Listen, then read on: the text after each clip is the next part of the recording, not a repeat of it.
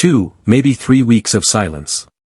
Then a man logs on, leans into a hot mic, and calmly says the quiet part out loud, and the whole timeline stops breathing at the same time. Taboo didn't come back with a diss track. Taboo didn't come back with a shouting match. Taboo came back with a pattern, and the second Taboo laid that pattern out, family, you couldn't unhear it. I've watched that clip twice now, front to back, before I hit record, and I want to tell you something honest right at the top. It wasn't the shock that got me.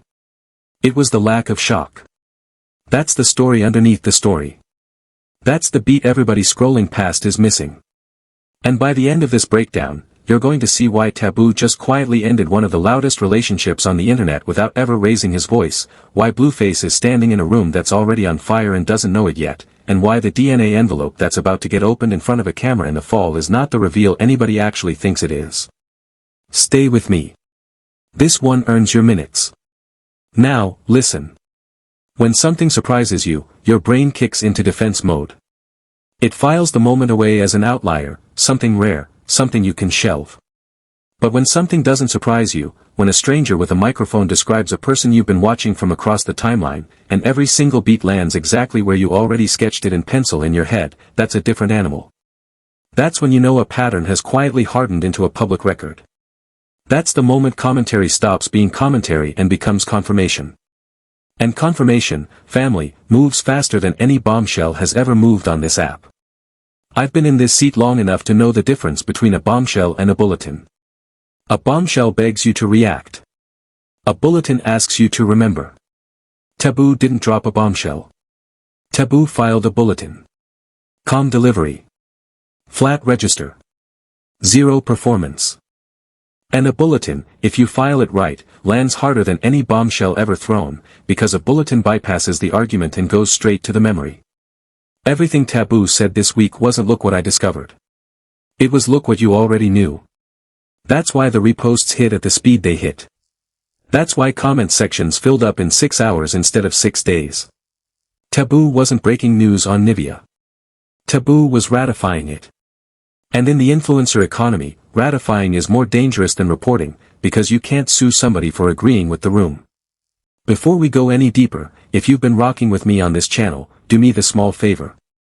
Tap the like, tap subscribe, and turn the bell on, because the paternity math on this Nivea and Blueface arc is about to need its own live dashboard, and I'm building it in real time on this channel. Alright.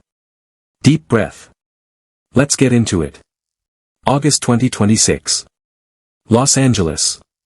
A rapper who goes by the name Taboo, orbit adjacent to the HMG camp, sits down on a stream and finally addresses what he says he's been swallowing whole since Nivea's name first got stitched to Blueface. The subject, the history, the habits, and one very pointed warning aimed straight at the father of Nivea's unborn child. And here's the tell. Taboo didn't yell it. That's the part that makes the whole clip stick to your ribs. Yelling would have been easy. Yelling would have made Taboo dismissible. Just another loud X on another loud stream in another loud month of another very loud Nivea cycle inside a very loud subgenre of internet celebrity. Instead, Taboo picked the register that hurts the most in a landscape built entirely on volume. Taboo chose quiet. Taboo chose the tone people use when they've already accepted the outcome and they're just narrating it for the historical record. That register is expensive. That register requires you to have already grieved. And that's exactly why the delivery tells me Taboo had been rehearsing that monologue in the shower for months, not just the 2 or 3 weeks he casually copped to on stream. There's an old rule in tabloid coverage, and it's the rule I keep coming back to on this arc. The calmer the source, the more they've prepared. Loud sources are reacting. Quiet sources are revealing. Taboo on that stream was not reacting. Taboo was releasing something on a schedule Taboo had already built for himself, and Taboo dropped it into the middle of a Blueface news cycle that could not have been more perfectly designed to amplify it if Taboo had paid for the placement. Which, and we're circling back to this in a minute, is a question that deserves you to sit with it a little longer than most people are willing to. Let's start with what Taboo actually said, not what people are already twisting it into. On the reason Taboo broke the silence at all, the delivery is dry. 2-3 weeks of nothing, Taboo says, and the timeline still finds a way to run Taboo's name every single day. Flat delivery. No performance. Taboo sounds tired. Genuinely tired. And then comes the pivot. The line that's been ricocheting across every repost account for a full week. Any woman who doesn't respect her own father, Taboo argues, cannot possibly respect a man she meets in her 20s. That is the thesis. Everything else in the clip is testimony beneath the thesis. That word, thesis, matters more than most people realize. Because what Taboo is doing structurally, whether Taboo knows it or not, is presenting an argument in the exact format of a legal opening statement. Thesis first. Supporting testimony second. Character context third. Preemptive rebuttal to the counterargument fourth. If you took the transcript, stripped the ad-libs, and cleaned the audio, you'd have a document you could physically file. That is not the shape of a random rant. That is the shape of something prepared. And whoever prepared Taboo, or whichever part of Taboo prepared Taboo, knew the exact instant the internet clipped that one line about her 20s, the rest of the argument would ride shotgun into every group chat in the country. On the NBA YoungBoy tea that Nivea allegedly spilled to Taboo, the details are ugly. Taboo claims Nivea said YoungBoy wasn't really like that, said YoungBoy would tell his own homies to shut up and go sit in another room. Taboo then flips the frame with surgical precision. If Nivea is now tolerating Blueface talking to her sideways on live stream, Taboo suggests, then whatever went down in Utah with Cantrell must have been worse than the tabloids ever caught. And that flip is wild for one very specific reason. The Utah reference isn't decorative. NBA YoungBoy's Utah era, the house arrest years, is one of the most surveilled stretches of modern rap.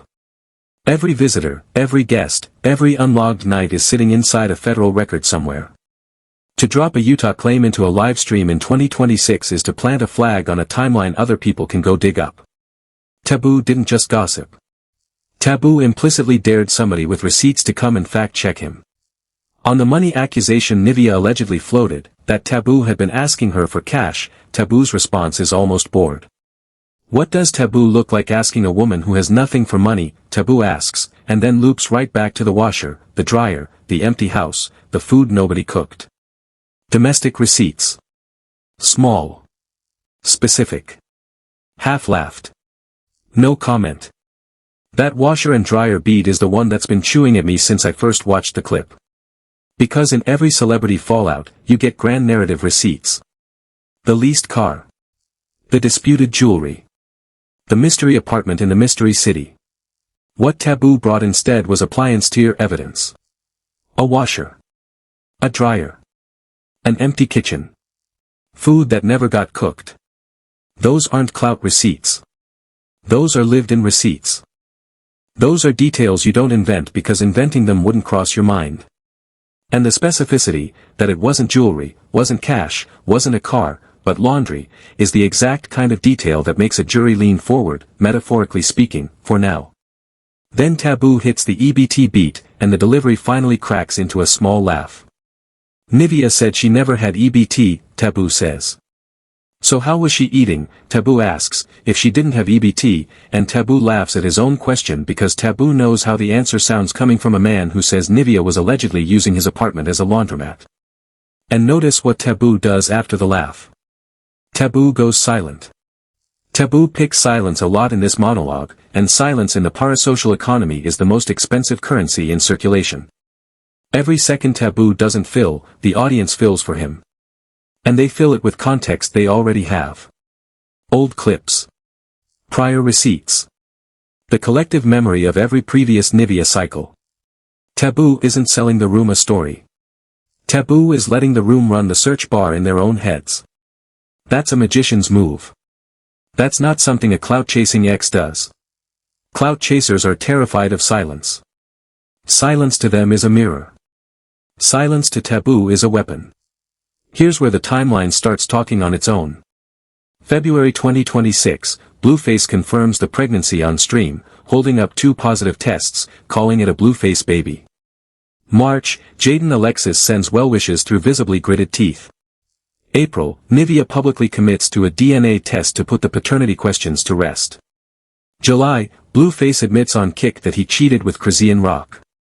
July 31st, the TMZ story lands with the Blueface quote that broke the internet, the one where he tells the world he doesn't sleep with Nivea because she's too big for him. That is 6 months of public deterioration. 6 months. Read that timeline again. 6 months from Blueface baby revealed to she's too big for me to sleep with. That is not a slow burn. That is not a relationship arc.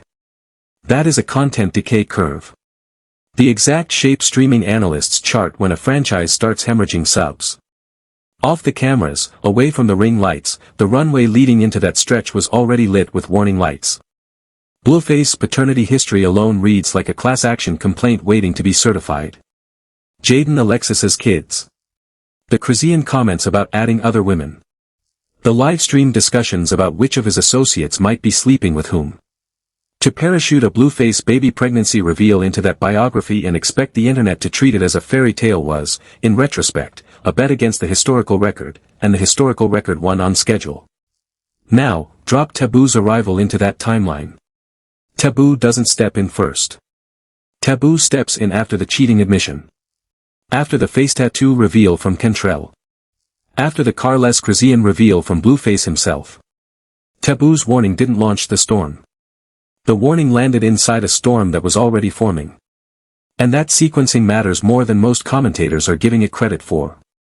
Because in every scandal cycle I've broken down on this channel, the person you assume kicked it off almost never actually did. Kickoffs happen in whispers. What we call the start of a beef is usually beat number 3, beat number 4. It's the moment somebody with a real platform finally says out loud what the group chats have been passing around for weeks. Taboo is not the start of the Nivea narrative. Taboo is the ratification of it. Taboo is the algorithm needed to give the pre-existing chatter permission to become mainstream commentary. And that distinction, family, is doing a lot of work. That distinction matters even more when you consider what came before Taboo ever hit record. The deleted Nivea stories that fan pages screen-capped and reshared into commentary channels. The alleged text thread leaks. The polar relationship clips floating in the comments. Every one of those artifacts existed pre-Taboo. Taboo didn't create the discourse. Taboo put a name on the discourse. And in the influencer economy, naming a discourse is roughly 80% of the win. Now here's where it gets loud. Every man Nivea has publicly separated from, first baby father included, Kentrell adjacent, has been characterized on her lives as some flavor of gay, broke, or lying. Taboo's whole argument isn't that Nivea is a bad person. Taboo's argument is that this is the arc. You leave, Nivea narrates you, and Blueface, per Taboo's read, is next in the rotation the second the cameras stop rolling. That is not a coincidence claim. That is a pattern claim. And that is a very different animal. A coincidence claim collapses under a single counterexample. A pattern claim survives dozens. That's why pattern claims are so much harder to dismiss than they look, and it's why platforms full of loud men are so bad at making them. Most exes swing for coincidence. She did this to me on this day. Taboo swung for pattern. Nivea has done this shape to every man before me, and Nivea will do it to the next man after. Whether the pattern is real or whether Taboo reverse-engineered it is a fair open question. But the rhetorical upgrade is undeniable. Taboo built an argument the reposting economy could scale. The receipts Taboo references, the deleted stories, the polar relationship videos, the first baby father allegedly posted, the text screenshots from the HMG orbit, they exist. Whether they mean what Taboo says they mean is a whole other courtroom. But the timeline itself is not clean for Blueface. That is the point. And not clean for Blueface is doing a lot of load-bearing work in this cycle. Because Blueface's defense strategy, historically, has always leaned on chaos. Chaos is his brand equity. Chaos is why every wild interview goes viral. Chaos is why every rushed repost prints. But chaos as a parasocial and legal strategy has a ceiling, and the ceiling is pattern recognition. Once the audience can predict your chaos, the chaos stops paying. Taboo's clip did something rhetorically brutal. Taboo lowered Blueface's chaos ceiling by inviting the audience to see the pattern Blueface is on, not just the one Taboo claims Nivea is on. Mirror, meet mirror. Now, 3 things nobody in the reposting economy is dissecting properly. Buckle up. 1. The phrasing. Taboo does not once call Nivea a manipulator. Taboo does not use that word. Taboo uses the word trained. Specifically, Nivea, in Taboo's framing, is a trained woman who knows how to make every man she likes feel great. Read that word choice again. That is not a slur. That is a job description. Taboo is framing Nivea as skilled labor inside a media ecosystem where every other ex-boyfriend usually goes full character assassination. That one word, trained, reads clinical. Almost admiring. That is a tell. Trained is the linguistic center of the whole clip, and nobody is ranking it high enough. Because trained implies a trainer. Trained implies a syllabus. Trained implies a prior life in which those skills were acquired under someone else's roof, on someone else's clock, for someone else's benefit. It is the one word in the monologue that quietly redirects the accusation away from Nivea as origin and toward a set of upstream conditions that shaped Nivea. And that redirect, whether Taboo meant it or not, is the reason the clip lands as commentary instead of slander. Taboo is describing an ecosystem, not a person. 2. The father line. Taboo repeats it 3 separate times in the clip. Not twice. 3. Every single loop back is to the argument that a woman who doesn't respect her own father cannot respect a man she meets in her 20s. Taboo is not delivering a moral judgment. Taboo is telegraphing a defense. If this ever goes legal, and with Blueface history it absolutely might, that line becomes the pre-installed argument for why any accusation Nivea makes against Blueface reads as unreliable narration in court. Watch that phrasing get quietly recycled by somebody else in the coming weeks. Bet. 3 repetitions is not conversational. 3 repetitions is rehearsed. In broadcast training, they teach you the rule of 3 because the 3rd repetition is when a phrase migrates from something a speaker said to something an audience remembers the speaker meaning. Politicians live on it. Cult leaders live on it. And apparently rappers giving kick monologues about their exes live on it too. What Taboo did with the father line wasn't emphasis. It was installation. Taboo installed that phrase into the public consciousness so completely that when Blueface's eventual legal team reaches for it, and they will, if it goes there, the phrase will already be sitting on the shelf, waxed and ready to be cited. Also notice what the father line doesn't do. It doesn't accuse Nivea of anything Blueface hasn't already been publicly accused of himself. It doesn't call Nivea a liar. It doesn't call Nivea dishonest. It says Nivea cannot respect a man she meets in her 20s because Nivea does not respect the first man she was ever supposed to respect. That is not a character claim. That is a sequence claim. And sequence claims, again, are much harder to disprove than character claims. You can produce 100 witnesses to a person's character. You cannot produce witnesses to the interior state of a father-daughter relationship. It is an unfalsifiable frame parked directly under Nivea's credibility. 3. The dead homies line. Taboo casually drops that Nivea's first sexual conversation with someone allegedly opened with a line invoking a deceased family member. Taboo laughs it off, almost affectionately, but Taboo attaches it to a claim that Nivea has been active since 12 or 13 years old, and Taboo blames it on somebody inside her own family. That is the darkest 3 seconds of the entire clip, and Taboo moves past it in a blink. Nobody in the reposting economy is touching that beat. It is too heavy for the algorithm. But if we were mapping this story honestly, that is where the actual human tragedy lies, and I had to rewind that section twice, not for content, for breathing room. Rewinding for breathing room is a phrase I use maybe once a year on this channel, and I am using it here on purpose. Because that beat is where the clip stops being tabloid and starts being testimony. And testimony deserves a different register than tabloid does. If any part of what Taboo said in those 3 seconds is grounded, and I have no way to verify it and I am not going to try, then we are not looking at a love triangle story or even a content economy story. We are looking at a harm chain. A chain in which a child was let down by the first man she was supposed to be able to trust, and every subsequent man in her orbit has been reacting to and profiting from the shape that first betrayal left behind. That is not a story the reposting economy is built to hold. That is not a story a 5-minute kick clip is built to hold either. But it is the story sitting underneath the clip. And if we don't name it, we're just running the same content cycle in the same content clothes. Naming it doesn't fix it. But refusing to name it makes us complicit in whatever the next cycle turns into. Deep breath. Back to the ledger. Real talk. Look at how the outlets are covering this. Complex has been running the entire Nivea Blueface arc as a Blueface accountability story. The pregnancy. The cheating admission. The Krasian comments. Their frame keeps Blueface as the antagonist and barely mentions Taboo at all. The Shade Room is running it as ensemble drama. Krasian, Cantrell, Jaden, Nivea, all orbiting one man, and TSR is treating Taboo as a supporting extra, not a lead. Which is a choice. TMZ has taken the Blueface said something outrageous angle, pure clip farming, zero interest in Nivea's ex. 3 outlets. 3 different framings. One collective blind spot. The X. And that blind spot is doing invisible work. Because as long as the story is Blueface behaving badly, Nivea reads as victim. The second Taboo enters the frame, the story becomes pattern of relationships, and the moral geometry of the entire cycle shifts. Media outlets are not stupid. Media outlets know which version scrolls.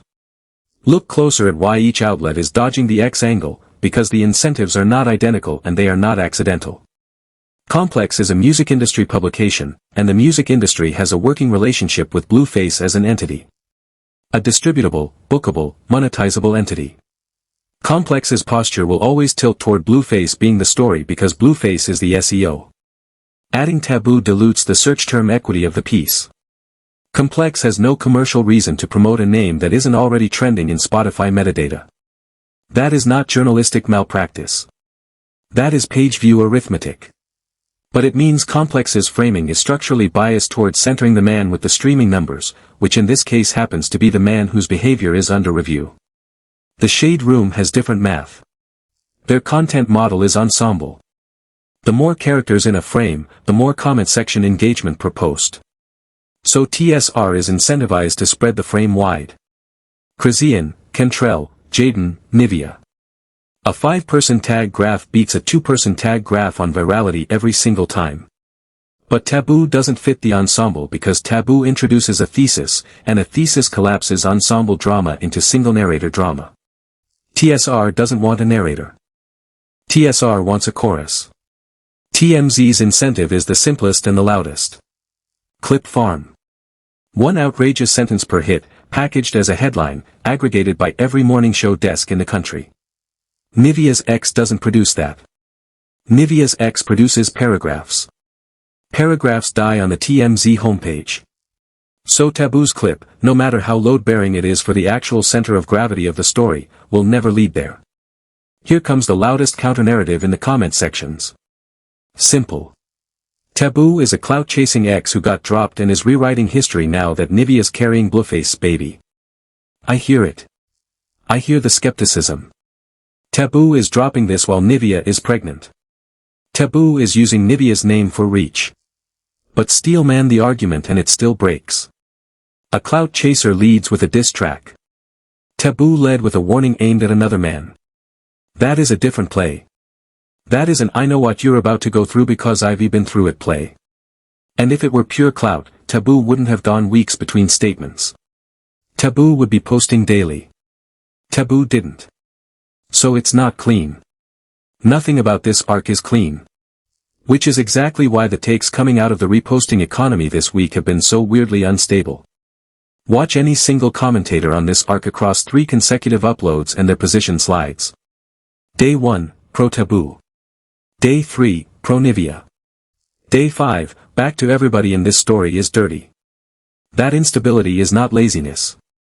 That instability is what happens when the incentives on every side of a story are commercially aligned to keep the story unresolved.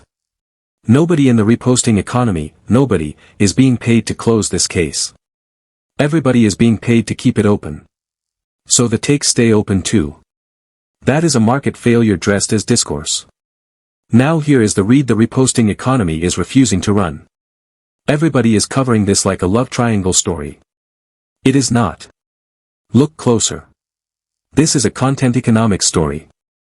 And every single player in it, including Taboo, including Nivea, including Blueface, including WAC 100 stepping in on the kick stream to demand answers, is being paid directly in attention capital to keep the paternity question alive. Taboo said it himself.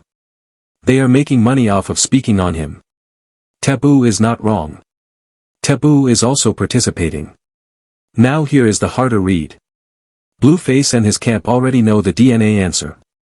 Or they are 90% sure they do. Because, as Taboo pointed out on the clip, you can run a non-invasive prenatal paternity test as early as week 7. Nivea has been publicly pregnant since February. That is plenty of runway. If Blueface camp wanted certainty, they would already have certainty. What they want instead is a reveal moment. A monetizable birth. A DNA envelope opened on a live stream, timed to a project drop. Which means every day the doubt stays alive is a day the numbers stay up. The economic architecture of this feud, once you strip out the personalities, resembles nothing so much as a prediction market. Every stakeholder, the ex, the manager, the mother figure, the associates, the mother of the earlier children, the ambient reaction channels, is short or long on a specific outcome. Blueface is long on ambiguity because ambiguity funds the Krasian-adjacent narrative. WAC 100 is long on drama because drama funds the podcast slot. Krasian is short on Nivea because a discredited Nivea cleans up Blueface earlier chapters retroactively. Jaden is long on the affair because affair adjacency renews her own coverage cycle. Taboo is long on pattern because pattern insulates him against the counterswing. And Nivea, the only unlisted stock in this whole market, is short on all of it. Every position on the board pays out somewhere except hers. Taboo threading himself into that timeline this exact week, right as Blueface TMZ stock is at peak volatility, isn't just personal. Whether Taboo means it to be or not, it is market timing. Taboo's warning benefits from Blueface's chaos. And Blueface's chaos benefits from Taboo's noise. They are mutual liquidity providers for each other's brands. That's not romance. That's not even beef. That's a supply chain. Supply chain is the exact right word, and I want to sit on it for a second. Because we are watching the maturation of a genre that used to be called rap beef and now functions closer to what business school people call a co-op. A cooperative distribution network in which nominal rivals share infrastructure. Blueface antics feed Taboo's platform. Taboo's monologue feeds Blueface's news cycle. WAC 100's outrage feeds both. TSR aggregates all three. And the audience buys the aggregation. Nobody in this chain is unhappy with the arrangement because the arrangement pays every single node. The only nodes not being paid proportionally are the nodes carrying the human risk. The pregnant woman. The unborn child. The older kids in adjacent households who will grow up Googling this arc. Those nodes bear the downstream cost, and they hold none of the upside. That is the actual asymmetry of this cycle. And it is the asymmetry the content economy is structurally incapable of correcting for, because correcting for it would require the storytellers to become the story, and no storyteller in this game has ever agreed to that trade. Twist the knife, here comes the jab the industry will not throw. Nivea is the only person in this entire equation who is not getting paid proportionally to the risk she is carrying. Blueface has streaming revenue. WAC 100 has the podcast. Krasian has an entire sub-industry. Taboo has his platform. Nivea has a growing belly inside a comment section debating her father's parenting. That is the asymmetry. That is the story. The trained comment stings because from a certain angle, trained is also the only economic role Nivea has ever been offered. Not defending it. Diagnosing it. Quiet on that. Because the diagnosis, if you take it seriously, indicts an entire genre of celebrity manufacturing.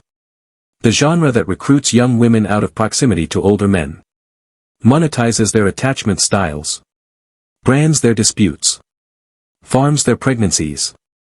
And quietly reassigns them when the numbers cool. That is not a Blueface problem. That is not a Nivea problem. That is a category problem. And every viral clip in this cycle is a symptom of the category still functioning exactly as designed. Naming the design doesn't dismantle the design. But refusing to name it is how the design keeps hiring. Now watch how the DNA reveal is about to get stage managed. It is about to be event television. Literally. Expect the reveal to happen live. Expect the reveal to drop when a Blueface project needs a bump. And expect at least one third party to leak partial results ahead of the announcement to force everybody's hand. If the timeline holds, and Nivea's due window is narrowing into the fall, you are looking at a Q4 media event tied directly to a music release. That is not paranoia. That is promo cycle math. And promo cycle math is a rhythm. It gets boring once you learn it. Album announcement lands roughly 6 weeks before drop. Single lands roughly 3 weeks before drop. Feature confirmations trickle in the final 2. A tabloid controversy sitting inside that window boosts opening week streams by a factor small enough to deny and large enough to matter. The DNA reveal, if it lands inside a promotional window, will not be an accident. It will be release strategy. And the paperwork will confirm it after the fact when the timelines get compared side by side and the coincidence stops being credible. Watch also for the pre-lies in the 2 weeks before the reveal. Expect a wave of insider clips claiming to know the result. Some pro-Blueface. Some anti-Nivea. Those clips are trial balloons. They are being sent out to measure audience response so the actual reveal can be staged into whichever result generates the biggest emotional wave. That is not conspiracy. That is just how modern reveals get A/B tested. Ask any streamer who has watched a beef unfold in slow motion. The trial balloons always come first. In the next 30 days, expect a Nivea response, and I would bet it's not a stream. Expect an edited sit-down response. Probably vertical. Probably shot at home. Nivea is smart enough to know Taboo's clip is doing damage. Nivea will counter with the father angle first because that is where Nivea is most vulnerable, and Nivea knows attacking the wound is the only way to close it. And Nivea will allegedly go at Taboo's finances to muddy the never asked you for money claim. An edited response, if it lands, will be a stylistic pivot from the live rant format Nivea has been operating in. That pivot will be received as either a maturation moment or a management moment, depending entirely on how good the editing is. If the cuts are seamless and the lighting is intentional, the commentary flips within 48 hours toward Nivea is finally being handled properly. If the cuts are ragged, you'll see the opposite. Nivea recorded it on her phone. No team. Nivea's alone. Which reading gets amplified will tell you exactly who is still in Nivea's camp financially. Watch the credits. Even the invisible ones. The aftershock 5 years out is the ugly one. If the DNA test comes back not Blueface, and Taboo's framing has already planted that seed, Nivea becomes the next cautionary tale era replayed on every reaction channel until the phrase Blueface baby becomes shorthand for something else entirely. That is cultural residue that doesn't wash off. And the child born inside that reveal inherits a Google search result before that child inherits a name. Cultural residue is a technical term for me, and I use it advisedly. It is what is left in the sediment after the story stops being a story. It is the reason a certain era of tabloid coverage still haunts the search results of women who were teenagers in the 2000s. It is the reason a name attached to a scandal in 2011 still auto-completes with the scandal in 2026. Residue does not discriminate between the guilty and the incidental. It coats them all equally. And the child at the center of this arc, whoever the biological father turns out to be, will inherit a residue-coated childhood by no fault of anyone who consented to that inheritance. That is the piece the reposting economy will never price in. Because pricing it in would require slowing down. And slowing down is the one thing the model cannot afford to do. Blueface loses either way, by the way. Positive test, Blueface is tethered to a woman he has already publicly humiliated and cheated on in a monetized partnership past the point of any repair. Negative test, Blueface is the guy who spent 9 months building an entire brand around a baby that wasn't his, and every single clip of Blueface calling it a Blueface baby becomes a receipt against Blueface. Both losses are permanent in different ways. The positive test loss is a long slow drag on Blueface's brand. Every future feature. Every future collab. Every future Krisian joke. Every one of them will be run through the filter of you cheated on your pregnant partner on Kick. The negative test loss is faster and more brutal. A single news cycle of humiliation. A few years of remember when. And then a graveyard of clips that resurface every time Blueface tries to reintroduce himself. Neither loss offers Blueface a clean exit. The only exit that would have been clean was silence months ago. And silence is the one product Blueface has never sold. Taboo doesn't win, exactly. But Taboo does what Taboo came to do. Taboo inserts his name into the record so that whatever happens next, Taboo's warning gets cited. That is legacy insurance in the content economy. Cheap to acquire. Valuable if the story ever breaks Taboo's way. Legacy insurance is the actual product being sold in this whole cycle, and Taboo bought the cheapest best-timed policy on the market. 2 or 3 weeks of silence to accrue credibility. A single monologue to establish the thesis. A refusal to follow up daily to preserve the comsource register. If the story breaks Taboo's way, every reaction channel in the country will recut Taboo's clip with a "he tried to warn him" overlay, and Taboo's name will be permanently attached to the arc as the prescient one. If the story breaks against Taboo, Taboo goes back to being a footnote and loses nothing Taboo wasn't already going to lose. The upside is asymmetric. The downside is capped. That is textbook insurance. And Taboo wrote the policy on himself. Watch the ledger. Not the drama. The ledger is where the story actually lives. The drama is where the story gets sold. Confusing the two is the single most common mistake commentators make on cycles like this one, and it is the exact mistake I have been trying to unlearn on this channel every week I sit down to record. Every beef is a business. Every reveal is a release. Every silence is a strategy. Every X is a stakeholder.